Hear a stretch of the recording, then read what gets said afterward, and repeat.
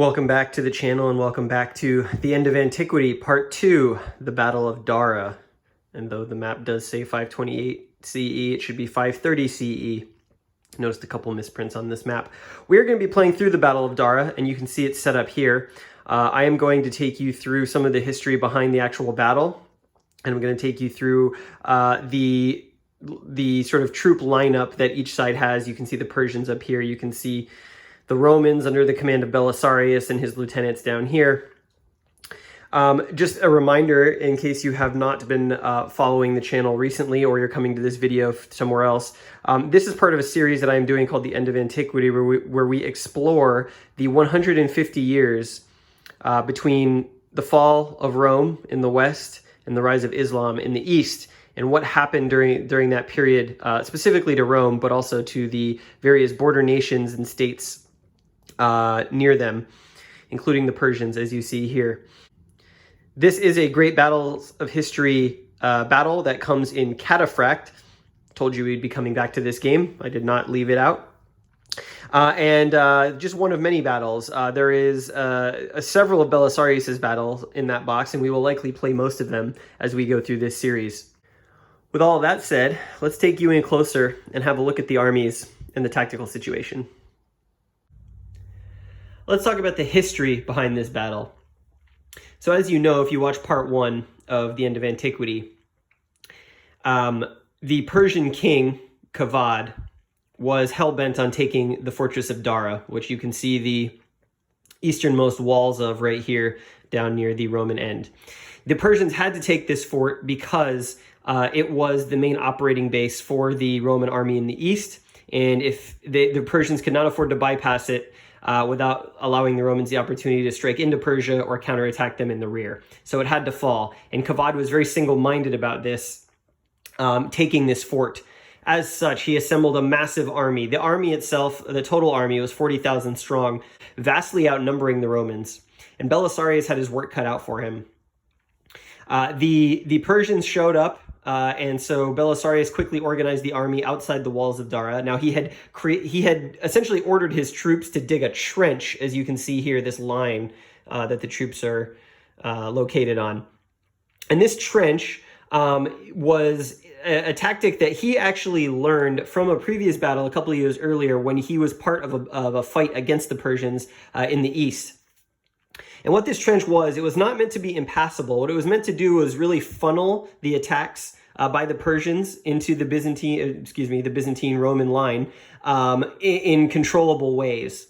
And you can see here that he dug it in sort of a U shape, and he did that on purpose. There were many crossing points of this trench, both for his own units and for the Persians. But what he wanted to do was sort of cut down the numbers advantage that the Persians had. And by making it in this U shape, he positioned his Roman cavalry on either flank. And what this would allow him to do was let the Persians approach, funnel some of their attacks into this little pocket here, and then be able to attack their flanks, and specifically attack their flanks with some of the allied Byzantine units. It wasn't just Romans/Byzantines in this particular battle, though most of the army was formed of their high-quality heavy cavalry troops here from Thrace and heavy cavalry troops here from Armenia.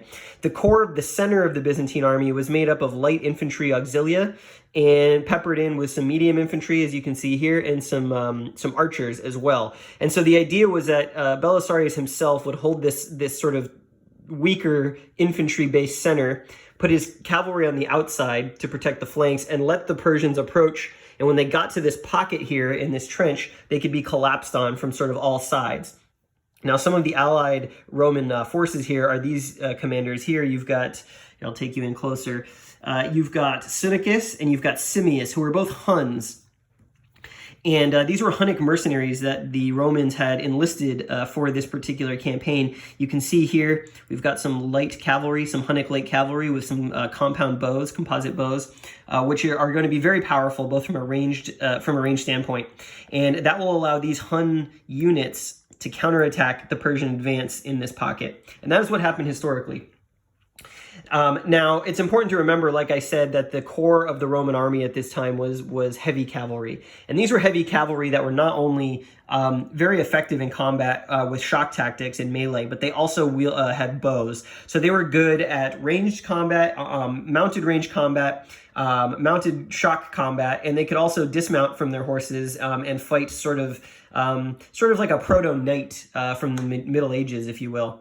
So they were very capable. And the reason the Eastern Roman army developed this way was because of the fact that they shared a border with Persia, and Persia shared a border with Hun territory. And so over the centuries of conflict, the Persians fighting the Huns, the Persians developed a sort of more mobile, also cavalry-based, missile-based army doctrine.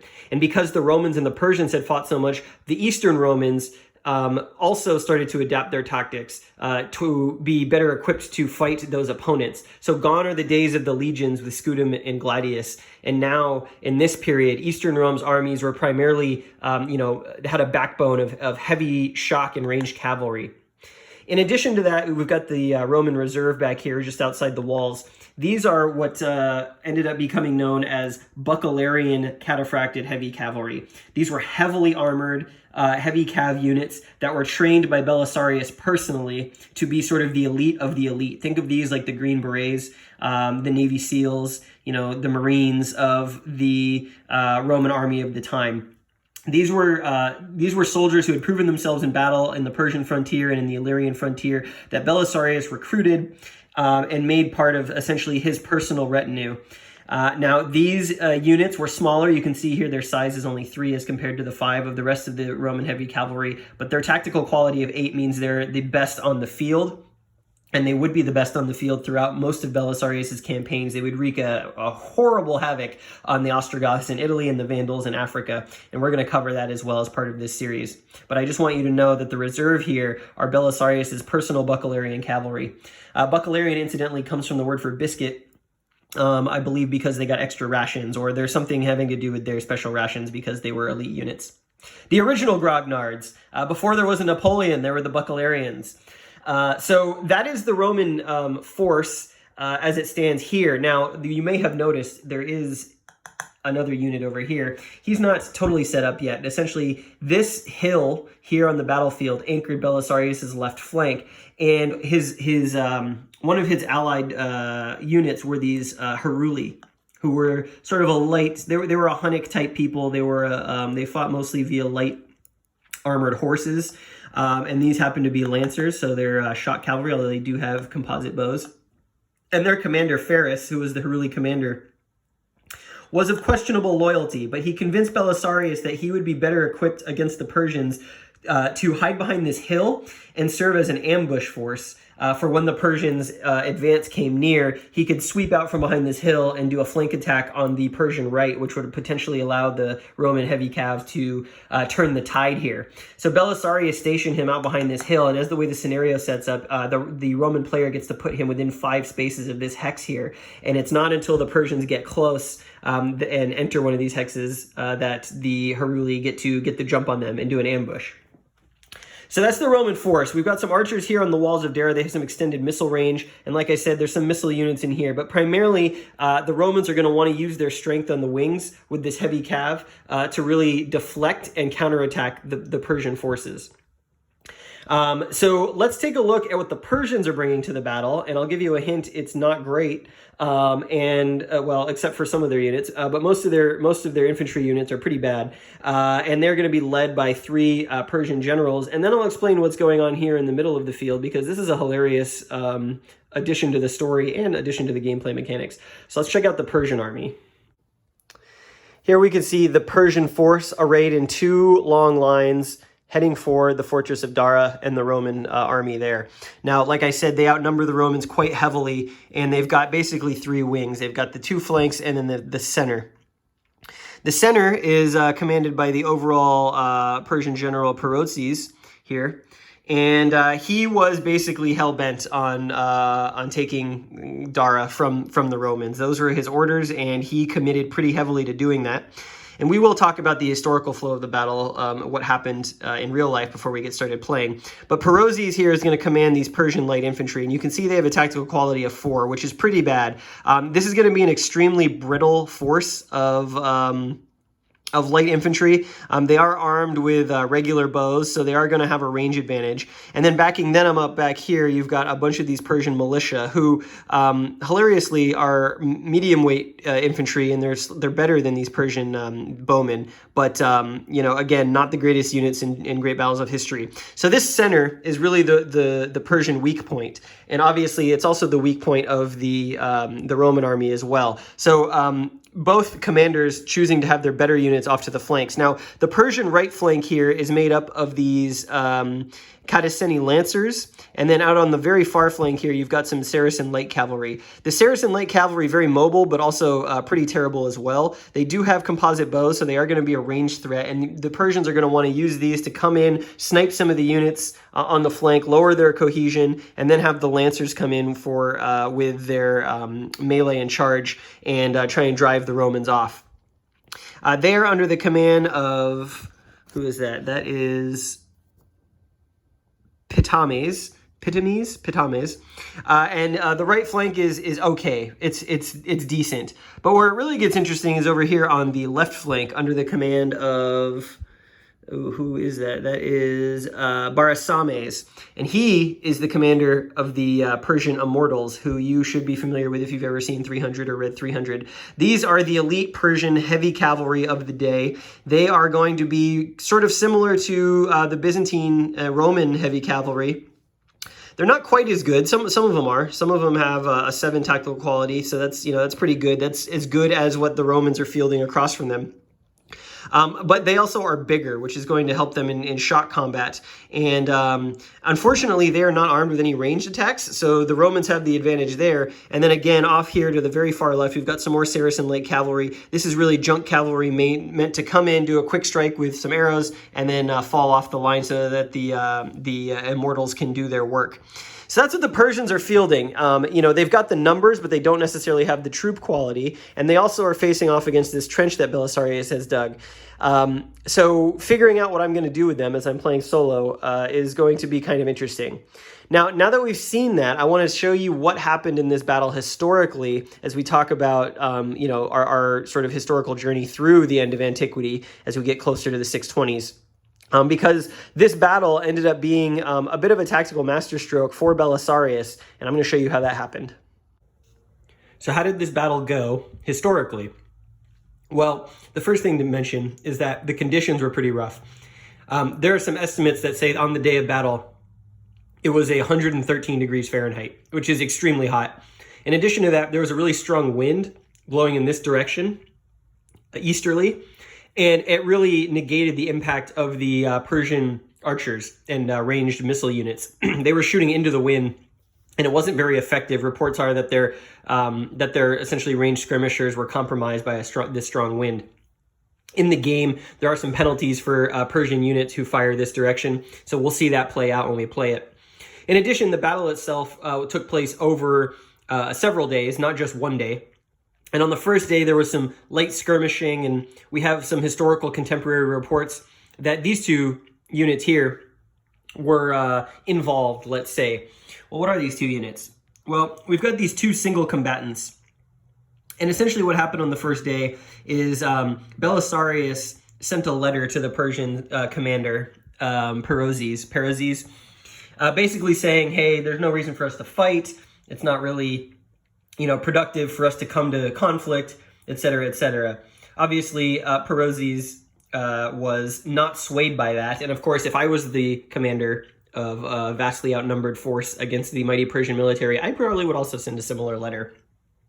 But what ended up happening is that essentially the Persians challenged the Romans to single combat.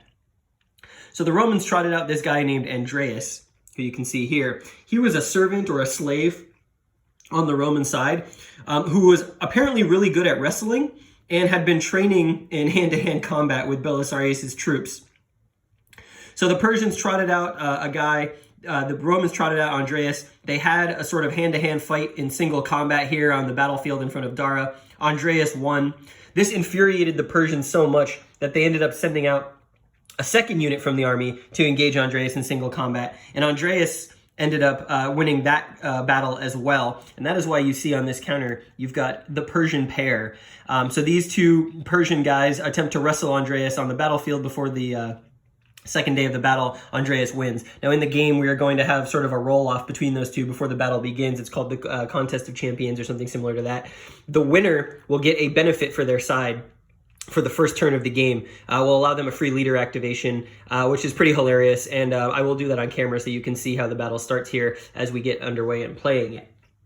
But historically, on day 2, there was a closing of the distance of the Persians towards the Roman line, and there was a exchange of ranged fire back and forth, some skirmishing, trying to soften up the other side. Then Persius gave the order for the Persian right to come in and sweep down here against the Roman left.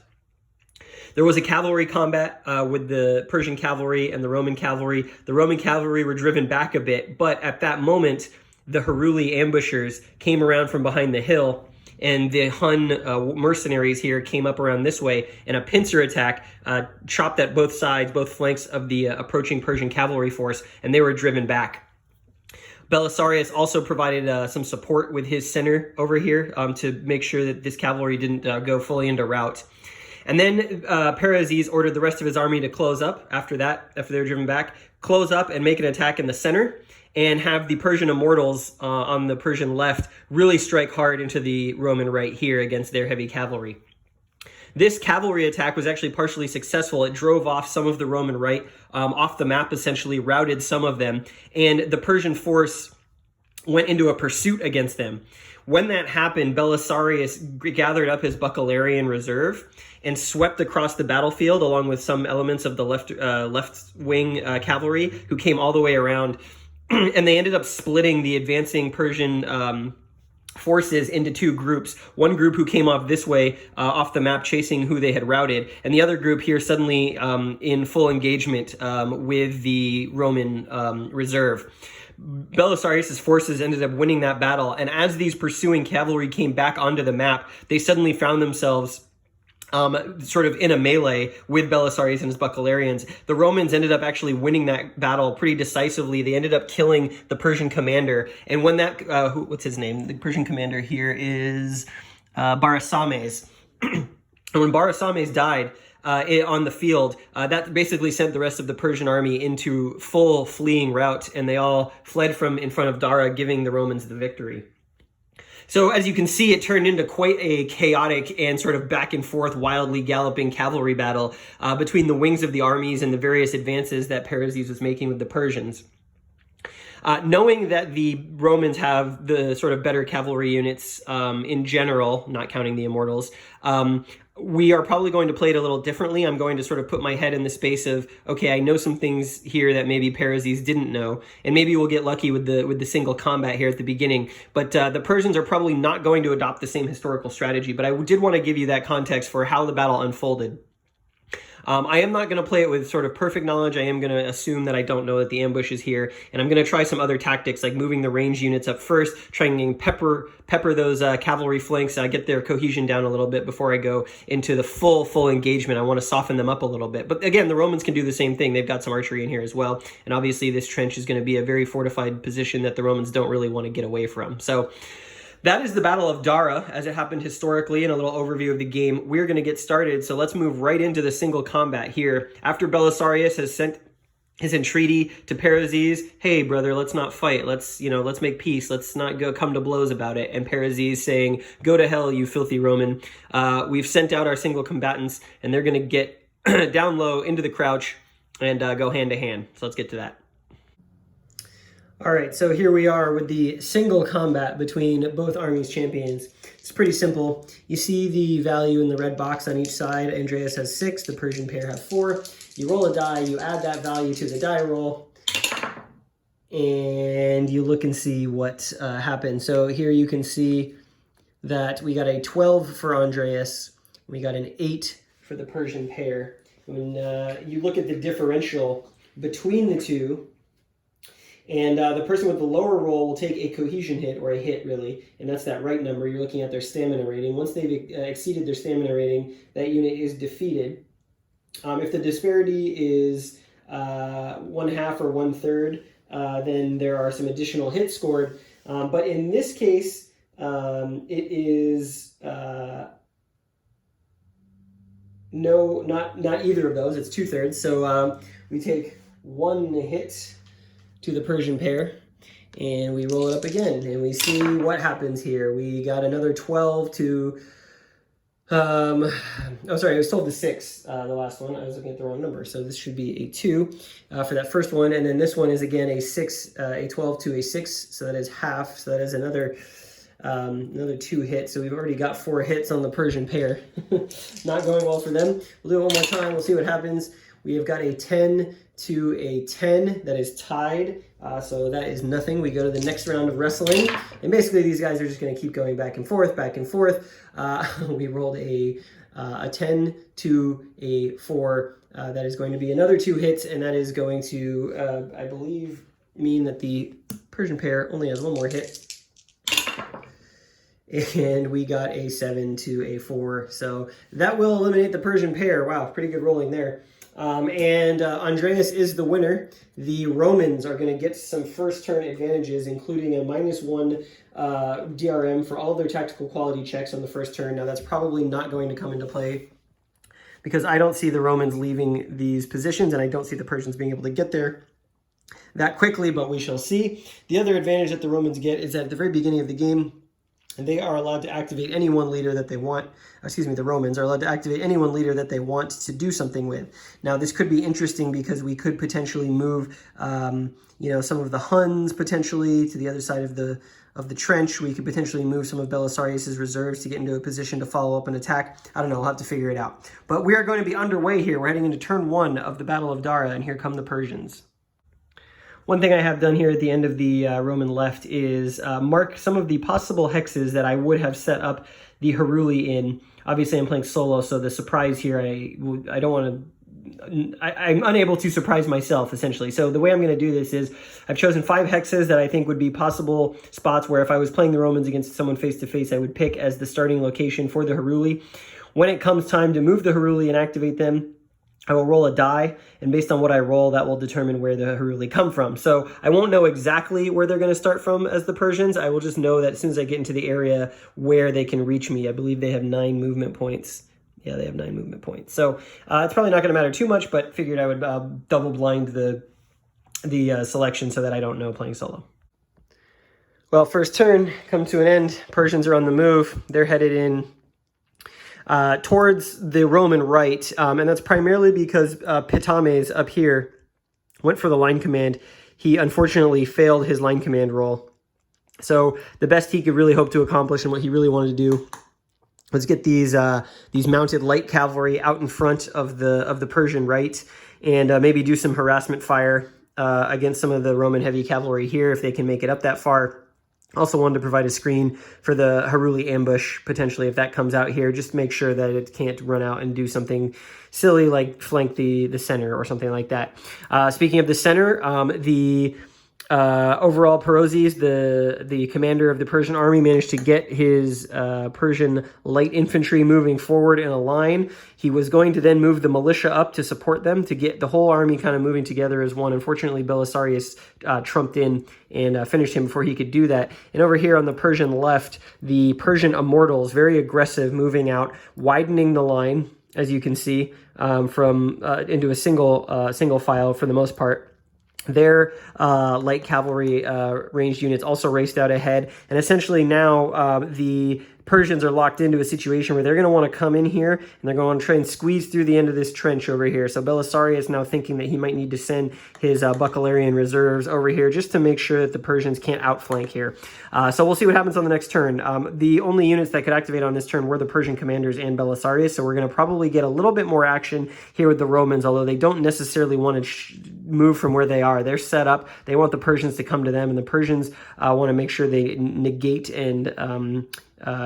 basically all the advantages that the Romans have if they possibly can. So here we go, turn 2. All right, we're going to get our first sort of engagement of the battle. The Saracens here, this light cavalry unit, rolled up to the trench, and they're going to lob some composite bow fire here at the heavy cavalry of the Romans, try and soften them up as the Immortals come in behind. You can see down here, Belisarius at the beginning of the turn in his elite orders phase ordered the Buccalarian Cataphracted heavy cavalry here to come around to the right side. They're going to come up in here, somewhere in here, and just hang out and basically be ready for a counterattack if any of the Immortals manage to make it down into this gap between the trench and this hill. So here we go, going to roll up these ranged attacks, and I will show you what happens. Pretty ineffective, all things considered. The Saracens are obviously firing into the wind, which is a penalty. Didn't do any hits to these first two units, but finally these two on the right side on the Persian perspective over here did manage to land a cohesion hit on this Armenian heavy cavalry here. It's only one, so it's not a big deal. They've still got 6 more to go before this unit's going to break or do anything like that. This unit here expended all its ammo trying to do that and do that hit, so now it is missile low. In this particular battle, there was sort of a lack of ammo available for the sides, and so when a unit becomes missile no, meaning when they run out of ammo, they can never replenish it. So this Saracen light cavalry here is already halfway to being unable to fire again in this scenario, which is going to make him pretty useless. That is the who is this leader? It's what's his name? Barasames. Yeah, Barasames. So he's going to roll now to see if he can do a momentum, and he's going to want to move all of these Immortals up here into this sort of gap. See if he gets it. He needs a 5 or less. He rolls a 4, so he does get it. Now, the Roman player has the opportunity to try and trump in here with a leader. The leader, I believe, has to have a higher value, so basically Belisarius could be the one to trump in here. If Belisarius succeeds, this leader will be finished, and he will not be able to do a line command to the Immortals. Belisarius is going to try and do that. The downside to doing this is that if he fails, he's finished, but he doesn't seem like he's going to be doing a lot of moving in this particular situation. He wants to keep the center here really intact, wait for the Persians to approach. So he's going to roll. He needs 6 or less. He rolls a 5, so he is going to cancel Barasames' initiative here. And that leader will be done. So the Persians encountering a little bit of a logjam here. The army not moving as fast maybe as Perozes wants it to. And speaking of Perozes, well, Belisarius is going to go. He's not going to do anything. And then we're going to come back to the alternating leader reactions for all the 5. So I believe it will be... I'll have to check the rules if it's Perozes or if it's going to be Buzes over here. I'll check that right now. Well, to start this elite orders phase, John here ordered his heavy cavalry to unleash a volley on these Saracen skirmishers, essentially. Arrow fire back and forth, and the Romans ended up getting the worst out of it. Basically, every counterfire that the Saracens made on their attack ended up doing a cohesion hit. Not good for the Romans. They did do some hits to the Saracens here, but that's not a trade that the Romans want to be making. So now there might be some impetus for John to sort of release these cavalry into a charge against these light cavalry on a momentum phase that he might get later when it's his turn. We'll have to see. That's really going to depend on who wins the roll and what order some of these leaders come in. We might have Immortals bearing down on this position before he gets a chance to go. So not a great start here for the Romans. On the other side of the line, the Saracens moved up to do the same thing, sort of pick off the flanks, but it's the opposite story. The Roman counter fire here did a really great job against the Saracens, put cohesion hits. In addition, half of the Saracen units over here are already on low missiles, which is going to sort of mean that they're going to have to pick and choose when they decide to fire, because another roll of 9 on their fire will mean they're out of arrows and will be relatively useless. This is where we kind of stand. Let me move these. In sort of the middle of this third turn. Still the Romans being very disciplined, holding the units, eager to try and race out and pick off some of these lancers. These light cavalry, but so far Belisarius not letting it happen. Again, very close to the ambush Heruli here. We're not sure where they're going to come out. If one of these Saracens moves into this hex here, we'll have to check and see if they ended up in that hex, if that's where they were hiding. But otherwise, the Persians are going to try and close the distance here around the edges and continue with their volleys of arrow fire, which even though it is into the wind, they are managing to sort of soften up the line just a little bit. Well, we're finally into close contact range here for the most part across the line. We've had some brief skirmishes with ranged attacks back and forth. The Romans actually finally did manage to rout the first unit of the battle, and that is the Saracen light cavalry. Took a lot of arrow fire, decided he was out of here. He's taking off towards, oh, and I got to move him for his route move this turn, but he's taking off towards the edge of the map. Not sure that the Persians care too much. They're happy to let him go. They don't want to mess around with this leader. You can see that the Buccalarii over here have sort of entered the situation. They've taken up sort of a standoff position against the Immortals on this edge of the map, and they're basically waiting to see what the Immortals are going to do. The Immortals probably don't want to charge headlong into them, although it wouldn't be the worst thing in the world because they have the size advantage. But ideally what the Romans want to happen is that the rest of the Persian army gets engaged, and then the Buccalarii can come in and charge.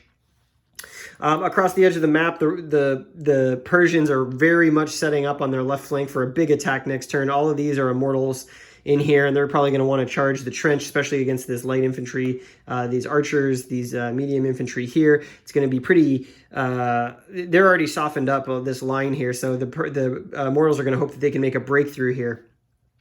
The Romans still standing strong, still at attention and disciplined. Belisarius here still has the range to activate really anyone in the army. And he hasn't yet moved the center, who he wants to hold there until there's an opening for them to move out in advance.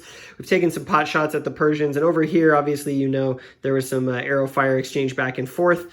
Some of these units are actually out of arrows now, so they're not going to be much good. And, you know, Boozy is looking at the possibility, hey, can I make a break for it with my left wing? Can I send my heavy cavalry here into the flank of these Saracens or into these Lancer cavalry up here? We'll have to see what happens. We've also got the Heruli ambush, which not sure it's the right time to use it yet, but we're going to get some engagements this turn. I know it. I can feel it. So let's get to it. Well, we've had the first melee combat in the battle as it rages. Under the command of Ptolemies, he ordered the Catacini Lancers on a line command to charge this line of cavalry.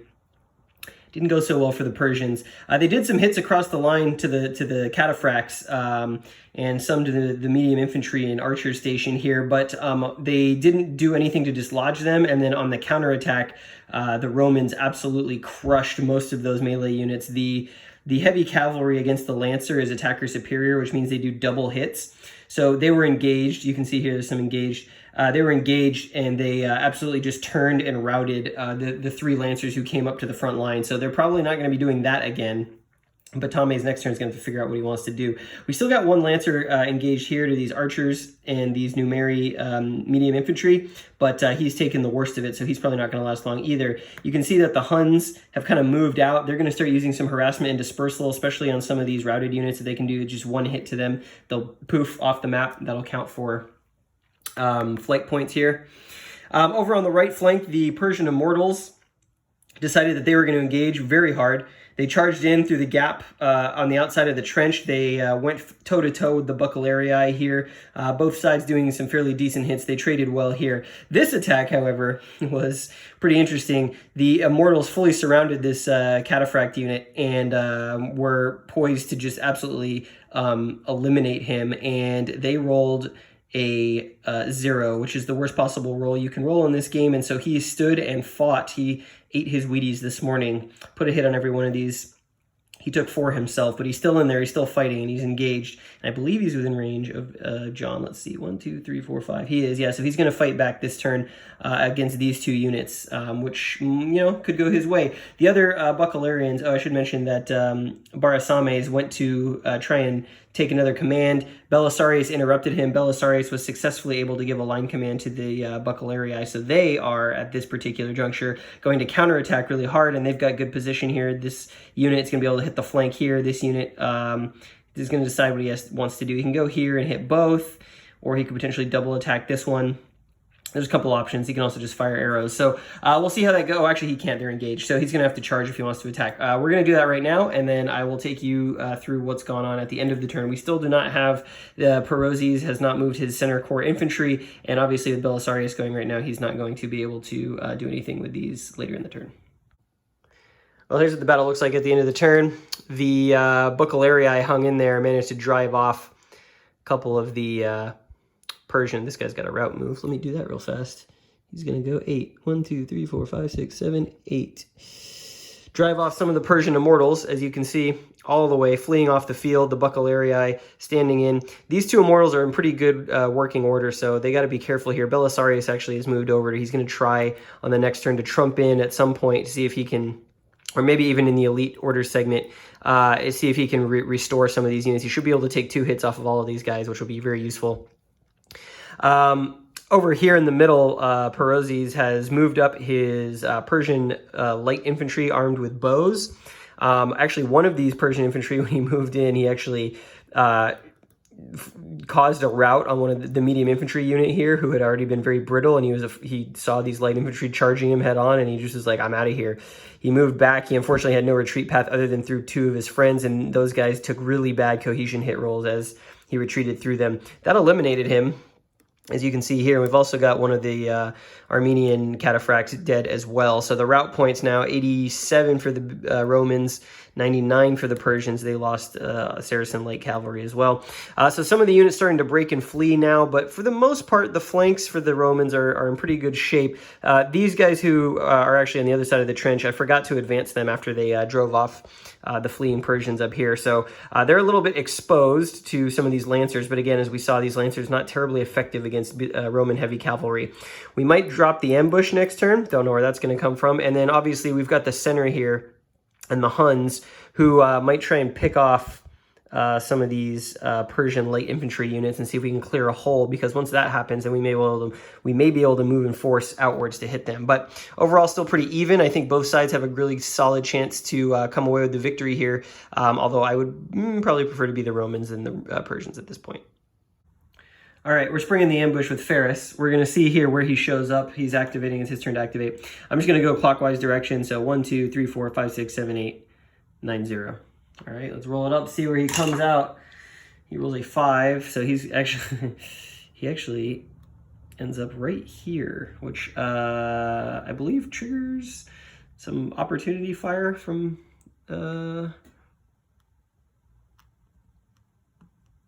Actually, he probably can't start there. He probably, when he moved up in this, so let's roll again and eliminate that particular possibility. 3, there. That makes more sense. I guess technically by the spirit of the rules, I should have checked as soon as there was a possibility that he was in the zone of control of an enemy, but I didn't do that. It's not a big deal. It kind of slipped my mind. All right, so Ferris is activated. He shows up in this particular hex. This is where he is. Now he's going to just charge with his Huns, with his Lancer Huns. He's just going to charge straight into the rear of this Saracen cavalry. So let's do that. 1, 2, 3, 4, 5. And we need to make a TQ check for both of those guys, I believe. So we need to roll. Let me set this down and I'll show you the combat closer. All right, so we've got Ferris and his Huns here attacking these Saracens in the rear ambush. Now we need to roll a TQ check against the tactical quality of both units because he's moving in. So we need to roll less than an 8 for the Huns. We need to roll a 4 or less for the Persians. Not very good. We rolled a 1 and a 2, so both of them are going to pass. And then we're going to have likely some melee combat. Let's see how this goes. This will probably rout the Saracens. I'm going to put this engage marker here anyways. So the way you look at combat in this game, you first do you look at the type of unit. So we've got Lancer versus Light Cav. If we look on the chart over here, I'll show you that. Let's move the light so it doesn't glare.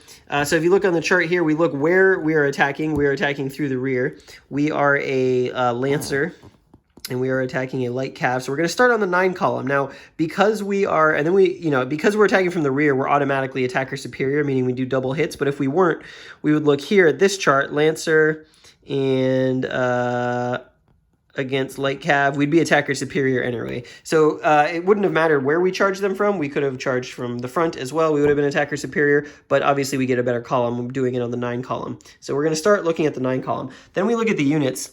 And we see what is the size ratio. So the Lancers are a 3, the Saracens are a 7, and you always round in favor of the moving unit, the attacking unit if they moved. So in this case, it would be 1 to 2.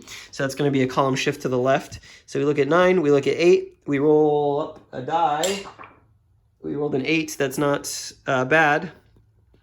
And we see here, so the attacker takes 2 cohesion hits, the defender takes 3, but because we're attacker superior, the defender takes 6. And that is going to be enough. He's only got 4. That is going to be enough to rout him, which is, like you draw it up, the Huns sweeping out from behind the hill and just absolutely decimating the outer Saracen cavalry. And we'll see how well Ferris holds up over the coming turns. He's going to get a nice opportunity to just run down this line. We might send out the Byzantine cavalry and do a frontal assault as well. These light cav units are not very good. And actually, I did forget to add Ferris's, this 5 number here. That's his combat rating of charisma, I believe. Forgot to add that to the roll since he's stacked with the unit. That would have been, obviously, the maximum you could roll. That would have done 4 hits rather than 3. Anyways, that's enough to rout him, but I just wanted to make sure I didn't forget that rule. When you have a leader, that's why you want leaders with your units. They provide really great DRMs. End of another turn. The Romans still holding the Buccalarii. I managed to rout and drive off these flanking Immortals. The Immortals then made another really heavy charge into the Byzantine line here across the trench. Pretty even exchange all the way across, softening them up. There's going to be another there's going to be another wave of Immortals if these guys rout. They're kind of holding in reserve, going to try and grind the Romans down. Here in the center, these Persian light infantry have managed to put a lot of ranged fire on the middle medium infantry here, routed several of the units, destroyed one. The Romans tried to get some medium infantry across the trench and attack since they had the advantage, but didn't go well for them. The rest of them holding in there. And then over here, Boozies didn't get a chance. He was trumped. I had to trump in with Belisarius, otherwise the Persians were going to take the advantage here. So that made it so that he only got 1 activation, and he spent most of his turn just recovering the Cataphracts near him, which will hopefully pay dividends on the next turn. But you can see that the Persians now really trying to force their way through the middle and separate the 2 halves of the Roman army. If we can get a good solid charge out of here into some of these Persian units, we're really going to break that Persian right, and then it's on here as we come into the militia units that Perozes is holding back in reserve here. So kind of a pivotal turn coming up to see who's going to sort of win the balance. It's kind of teetering right now. The Persians definitely with more units sort of en route. But the Romans are in a really brittle position, so if it's not played well, they could potentially collapse, and when the collapse comes, it's going to happen very quickly. Well, we're reaching an end point here pretty quickly. Another turn gone by. The Persian rout down to 37 left. The Romans at 50. Slight advantage there for the Persians. They can still turn this around if they get it together, but the main problem is that their entire left flank collapsed like a house of cards. These are all Persian Immortals, the heavy cav of the Persian elite, and they are headed back to Persia. And the Romans, they did lose a couple of cavalry units here, but John, the Armenian, and Belisarius have been keeping these guys, basically reforming them, rallying them on every turn. Belisarius actually rallied 4 different units, both from the middle and this cavalry line this turn. So he's keeping the, very historically actually, he's keeping the Roman right flank in it. I should also mention here, since we're talking about the history, John the Armenian, Belisarius, very close childhood friends, and trusted one another greatly. Everyone, according to Procopius, who's the historian who covered this period, we'll talk about him in the next video as well, but John the Armenian was very well liked by the troops, and he's going to play a sort of larger role when we get to North Africa and Carthage in a little bit. The Roman middle holding, they're getting peppered by arrow fire from these Persian light infantries. These have by far been the most effective Persian units in this battle, just launching volley after volley, routing some medium infantry, archers getting hit here. This is very brittle in here, and the Persians want to really push their advantage. Perozes was hoping to bring these Persian medium infantry militia up this turn. He just couldn't spare the time. He really had to get some attacks off, rout some Roman units, but he's going to try it next turn. And then over here, it's been kind of inconclusive. The Romans have lost some cavalry, their Thracian heavy cavalry here. Ferris lost his Heruli. They got viciously counterattacked by the Persians and routed off the map, so he's stuck without a unit. He's just probably going to back off so he doesn't leave and cause route loss for the Romans. And a lot of this cavalry in here on both wings for the Romans are very fragile. They're very near to breaking. The only really silver lining here is that these Cataceni Lancers are extremely vulnerable to cavalry charges, so what they would really like to do is push them off so they can kind of flank these archers here. But we've probably got one more turn left in the game. I anticipate that once all of this stuff gets off the map, the Persians are going to flee, but they can try and have one more turn to basically cause as much damage as possible. So we'll see what happens. Well, there it is. This is the end. The Persians out of route points. The Romans still on the board. They had a bunch of units in the center route this turn, a bunch of the cavalry who were at their breaking point. Perozes did manage to get the Persian medium infantry into the fight, but it was a little too late. They were able to drive off kind of the remnants of this Roman right wing. But you can see up here that the heavy cavalry had swept out. They were going to kind of roll up these Saracen light cav. And then Belisarius led a charge with the Buccalarii. Again, very historical from what happened.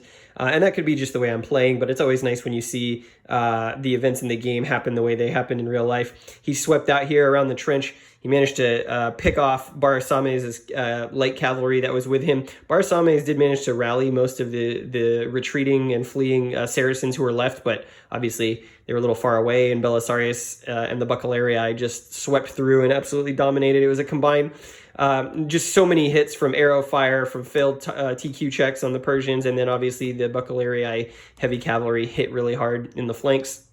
And that's going to wrap it up. A Roman victory. History is preserved. Even though it looks like the Persians kind of have the better of it, they just couldn't quite stand up to the Roman cav.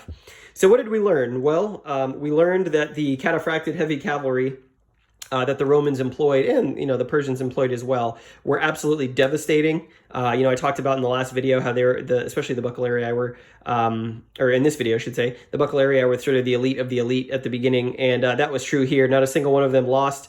Belisarius led them in a swift countercharge to win it, and typically that's what the Romans did against their enemies. They would break the back of the opposing army when they were sort of teetering on the crumble, and there's just really nothing you can do when you've got heavily armored horsemen charging down on you, shooting with compound bows at you, or composite bows at you, and then obviously with the heavy melee shock tactics that they employed as well. It was a thunder in your face. The Roman infantry didn't really do much to impress. They kind of stood there and took it. They basically anchored the center and held, which is kind of what they did historically, but I wasn't very impressed with their performance. A lot of them would, I tried to move them forward, and I tried to get them out to meet the Persian archers and the Persian militia, and they just would fail their tactical quality. They're not very good units. And the Huns didn't play as big of a role as I thought they would. The Heruli obviously got the ambush, but then they were driven off pretty swiftly. The other Hun leaders here, they did some ranged hits. They were able to do some harassment and dispersal on the final turn, but they weren't as decisive as I thought they would be. They were much more of an annoyance than they were, a really effective unit. And I think that also reflects history and the way that the Huns fought, especially against someone like the Persians who was used to fighting them. Maybe against the Romans it'd be a different story. But there you go. That's the Battle of Dara from 530 AD, Belisarius' first victory that would start his legacy as a sort of the last great Roman general of antiquity. And he is going to play a centerpiece in the upcoming episodes of this series as we move on. After this, I should say that there were some other battles, and they're included in the Cataphract box against the Persians. We're probably going to skip those, and I'll cover them in the next video very briefly. And then the next time we get gameplay is going to be the invasion of North Africa, when Belisarius led an expeditionary force against the Vandals. They do have the Battle of Trachamarum in here, which was sort of the second major battle against the Vandals. We're going to play that, and that will be the next gameplay. In the next video, we're going to take you all the way through the Nika riots in Constantinople, Belisarius' return to the capital, what happened with the Emperor Justinian and the Empress, the Nika riots, hugely impactful to what's going to unfold over the next, century, essentially, and especially during Justinian's reign. And then we'll talk about the invasion of Africa and the Gothic Wars in Italy, which is going to be really fun. So I hope you'll join me. Thanks for watching.